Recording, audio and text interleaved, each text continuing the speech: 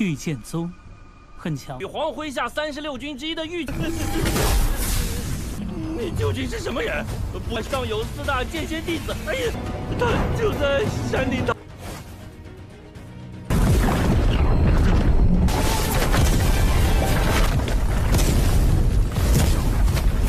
当年的人大于我，并非为报。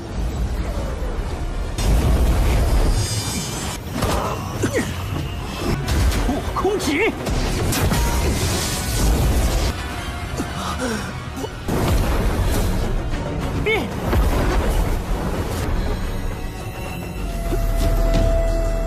Ini kita bakal melanjutkan Tongho yang sangat seru nih, Stellar Transformation Season 5 untuk episode 7-nya guys, yang baru rilis hari ini juga dong. Mari coba kita review sedikit dulu buat part sebelumnya, yang dimana di minggu lalu kita sudah melihat nih guys, pertarungan antara Sui dan Qingyi yang super seru. Tapi terlihat juga si Qingyi yang terpojok karena kekuatan Sui terlalu kuat guys. Untungnya ada Lui yang datang dan membantu Qingyi bertarung. Tetapi tetap saja Sui ini terlalu kuat buat mereka. Bahkan udah berdua aja nih masih kewalahan menghadapinya guys.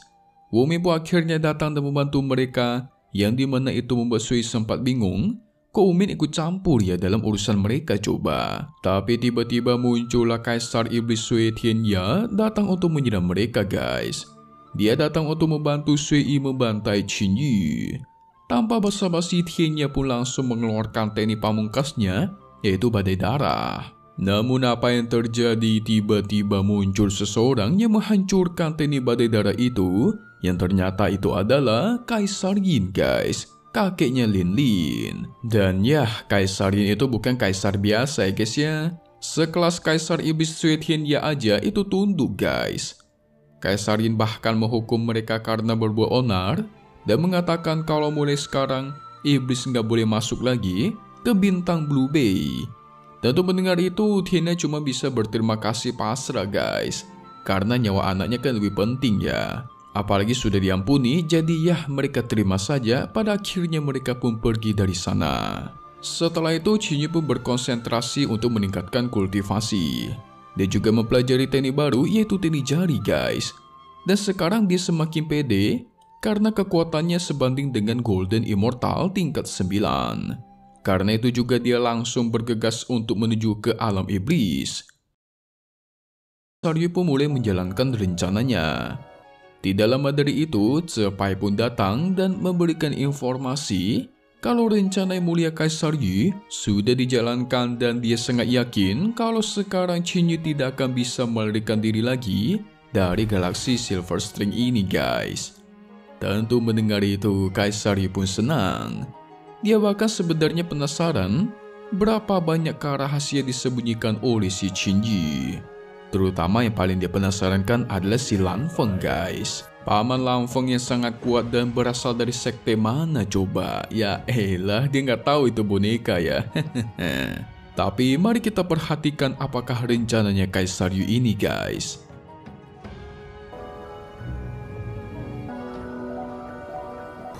他逃不出阴邪星星，陛下，事情已经办。你身上究竟还藏着多少？ Di sisi lain, Qingyi pun merasa ada sebuah keanehan. Jadi dia menyelidiki tempat teleportasi yang ada di galaksi ini. Dia mendapatkan sebuah fakta cukup unik, yang dimana jika seseorang ingin menggunakan area teleportasi, harus dites terlebih dahulu menggunakan cermin kebenaran guys. Sepertinya cermin kebenaran ini adalah cermin yang bisa membongkar teknik transformasi seseorang guys.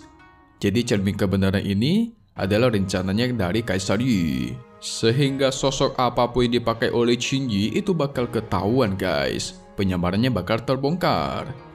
Qingyi pun mencoba mengecek satu persatu area teleportasi yang ada di galaksi ini. Tapi sayangnya semua area teleportasi sudah dijaga ketat oleh para penjaga yang menggunakan cermin kebenaran. Malah dia juga melihat kalau ada seseorang yang mencurigakan dan langsung ditangkap oleh para penjaga. Yang dimana melihat itu dia pun khawatir guys, kalau dirinya tidak bisa keluar dari galaksi ini lagi. Karena kan area teleportasinya udah diblokir loh. Wadidaw. Ternyata inilah rencana Kaisar Yi untuk menangkap Qingyi guys. Makanya Cepai sempat mengatakan si Qingyu pasti udah nggak bisa kabur dari galaksi ini. Ternyata diblokir jalan keluarnya. Mantap. Pada singkatnya Qingyu bakal dikepung nanti. Dia pun segera melihat peta galaksi ini dan memikirkan sebuah cara. Namun dia melihat kalau ada bintang daun merah yang dimana itu adalah pusat bintang dari galaksi ini.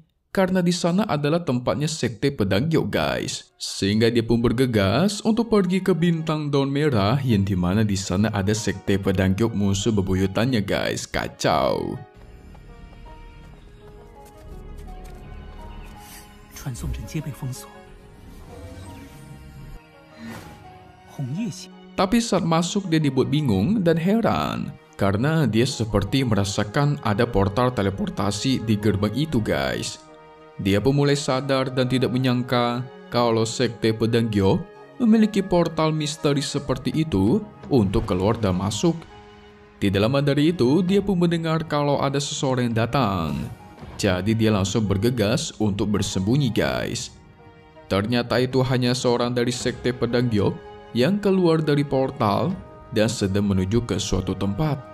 Sehingga tanpa basa-basi, Qingyu pun langsung bergegas untuk masuk ke bekas portal yang masih aktif guys. Dan dia pun berteleportasi ke suatu tempat. Saat sudah sampai, dia segera bersembunyi karena mendengar ada seseorang yang sedang datang. Ternyata itu adalah dua orang dari sekte pedang Gyok yang sedang membawa harta warisan guys. Jangan-jangan ini harta yang ada di episode 2 kali guys. Salah satu dari mereka bernama Fan Lan dan dia ingin memberikan harta warisannya kepada seseorang. Tanpa basa-basi, Qingyu pun langsung bergegas untuk menghajar mereka. Dia juga membawa Fan Lan ke pavilion Qingyunnya untuk diinterogasi guys. 得了那一星之人才得了此物。范兰师说，那宗门是……此物乃是师尊志在。 Qingyu di sini penasaran dengan kekuatannya sekte pedang Gyok. Fan Lan menjelaskan kalau sekte pedang Gyok memiliki pemimpin dari salah satu ke-36 penguasa di bawah perintah Kaisar Yu yang bernama Yu Qingze. Dia juga mengancam Qingyu untuk memberikan harta berharga miliknya kalau dia ingin selamat guys. Tentu Qingyu kesal dong dan langsung mengeluarkan kekuatannya. Yang dimana milik kekuatannya itu si Fan Lan auto ketar-ketir. Dia yakin kalau Qingyu itu bukanlah orang sembarangan guys. Bahkan dia mengancam Qingyu untuk tidak bertindak sembarangan. Karena pemimpin mereka adalah orang yang sangat kuat dan memiliki 4 murid yang berada di tingkat kaisar abadi. Karena ketakutan, dia pun akhirnya mengatakan kalau pemimpin mereka ada di aula puncak gunung guys. Setelah mendengar informasi yang cukup, Qingyu pun langsung membantainya dan mengambil harta ilahi yang tadi dia bawa guys dan dia simpan. Segera dirinya pergi ke puncak aula gunung. Ini si Qingyu nekat banget guys. Ini mah gila ya, langsung pergi ke sarang musuh tanpa ada persiapan loh, kacau. 很强与黄麾下36军之一的玉，你究竟是什么人？上有4大剑仙弟子，哎呀，他就在山里。 Setelah sampai, tiba-tiba ada seseorang yang berbicara dan menyangka kalau yang datang itu adalah Fan Lan untuk memberikan harta warisan. Jadi dia pun langsung menyuruh Qingyu untuk bergegas pergi menemui gurunya yang ada di pavilion angin musim gugur. Ya, Qingyu pun segera pergi ke sana guys, rencananya berhasil. Dia juga tidak lupa menggunakan teknik transformasinya dan berubah menjadi Fan Lan. Saat bertemu dengan Yu Qingze, dia segera mengatakan kalau dia datang untuk memberikan senjata ilahi yang dia bawa. Tentu mendengar itu, Qingze langsung menyuruhnya agar maju dan menyerahkan senjata ilahi itu guys. Saat Qingze ingin membuka kotak itu, Qingyu segera menggunakan teknik jarinya dan menyerangnya. Sehingga tuer. Serangannya itu tepat sasaran guys. 至尊，那神器已到手。拿来我看。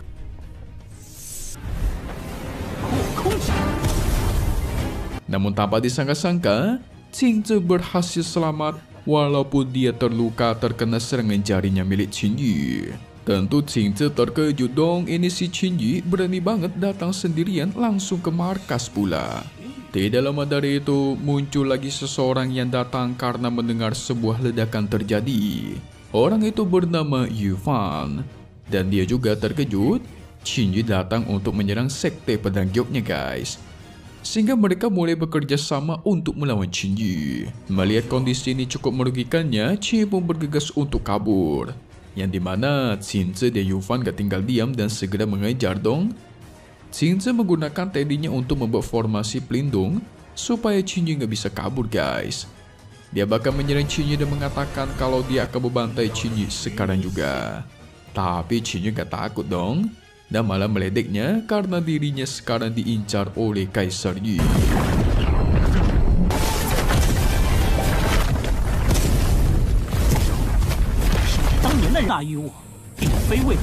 Yufan di sini mengatakan rencananya untuk menangkap Qingyu terlebih dahulu dan nanti dia bakal diserahkan kepada Kaisar Yu. Sehingga Qingyu tidak tinggal diam pun membalas mereka dan menyerang guys. Pertempuran pun terjadi.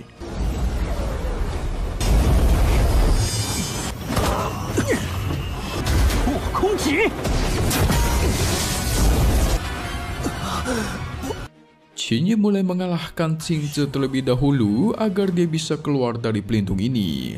Tapi sayangnya Qingyu juga terkena serangan dari si Yufan. Setelah membantainya, dia pun langsung kabur dan pergi dari bintang itu guys. Saat keluar dari sana, dia bergegas bersembunyi, memulihkan kekuatan, dan menyembuhkan lukanya terlebih dahulu. Untungnya dia berhasil sembuh karena daya hidupnya sudah kuat. Dan dia juga sangat yakin kalau kemarin dia nggak mau nerobos karena black hole, mungkin dia sekarang udah nggak bisa bergerak terkena serangan tadi guys. Namun sialnya tidak lama dari itu, si Yufan ternyata berhasil mengikutinya dan menyuruhnya untuk keluar dari persembunyian. Dia juga menggunakan teknik pelacaknya untuk menemukan Qingyu. Qingyu pun bergegas untuk kabur dari sana guys, tapi sayangnya Yufan berhasil menemukannya dan langsung mengejarnya lagi.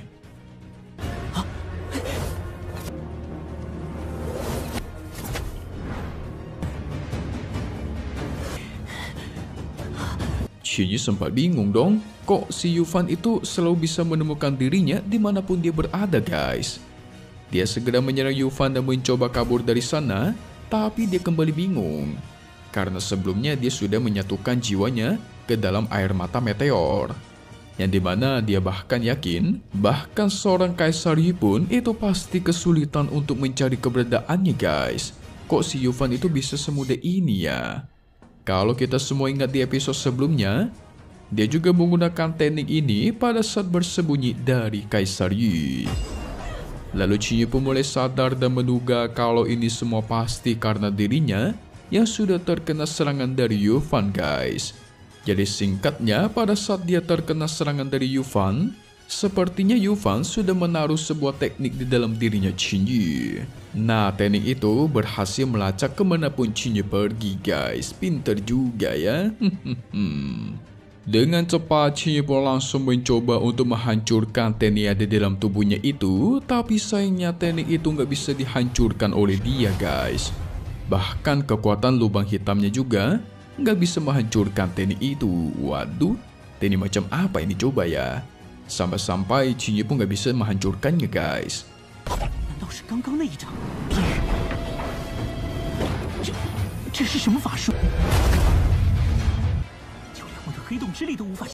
Yufan melihatnya pun auto menjadi besar kepala dong, jadi sombong dia guys. Dia mengatakan sia-sia saja berada di antara ke-18 kaisar abadi di bawah Kaisar Yu. Mau tidak mau, Qingyu pun harus bertarung melawannya guys. Sehingga Qingyu segera menggunakan teknik jarinya dan menyerang.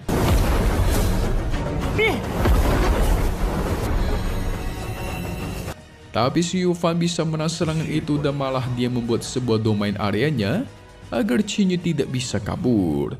Sehingga pertarungan pun berlanjut.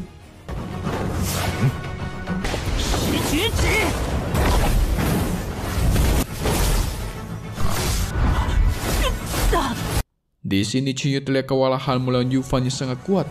Sampai-sampai dia hampir terbantai, hampir ditangkap guys. Tapi untungnya di sini Qin mengeluarkan seluruh kekuatannya dan berhasil lepas sama hancurkan domainnya milik Yufan. Dia juga mencoba kabur lagi dari sana, yang dimana mulai itu Yufan semakin besar kepala dan mengatakan, guys, kalau kemanapun kamu pergi akan kuikuti.